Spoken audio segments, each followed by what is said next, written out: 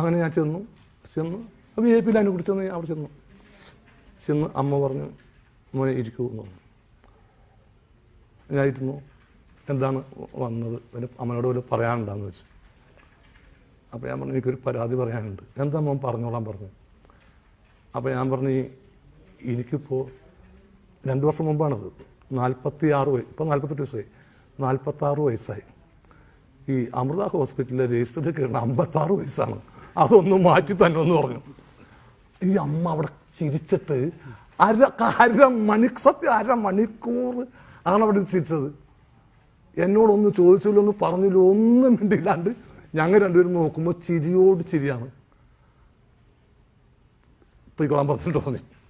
പോയി ഹോസ്പിറ്റലിൽ പോയി അഡ്മിറ്റ് ചെയ്ത് പൈസയുടെ കാര്യത്തിനെ കുറിച്ചിട്ട് മോനൊന്നും കൊണ്ടും വിഷമിക്കേണ്ട, അവിടെ പോയി അഡ്മിറ്റ് ചെയ്ത് ഓപ്പറേഷൻ ചെയ്യുക, മോനെ എനിക്ക് വേണം. ജീവിതത്തിൽ ആദ്യമായിട്ടാണ് അങ്ങനെ ഒരാൾ പറയുന്നത്. അന്ന് തുടങ്ങി ഞാൻ അമൃതാനന്ദമയുടെ ഭക്തനാണ്. അപ്പോൾ ഞാൻ പിന്നീട് ആലോചിച്ചു എന്തുകൊണ്ടാണ് അമ്മ അങ്ങനെ പറഞ്ഞത്. കാരണം ചെല്ലുന്ന മുഴുവൻ ആൾക്കാരും എനിക്ക് അവിടെ വേദനയാണ്, ഇവിടെ വേണം, വയ്യ. കാരണം ഈ ദുരന്തങ്ങൾ മാത്രം കേട്ടിരിക്കുന്ന ആളുടെ മുന്നിലേക്ക് ആണ് ഞാൻ ഈ കോമഡി ആയിട്ട് ഇരുന്നത്.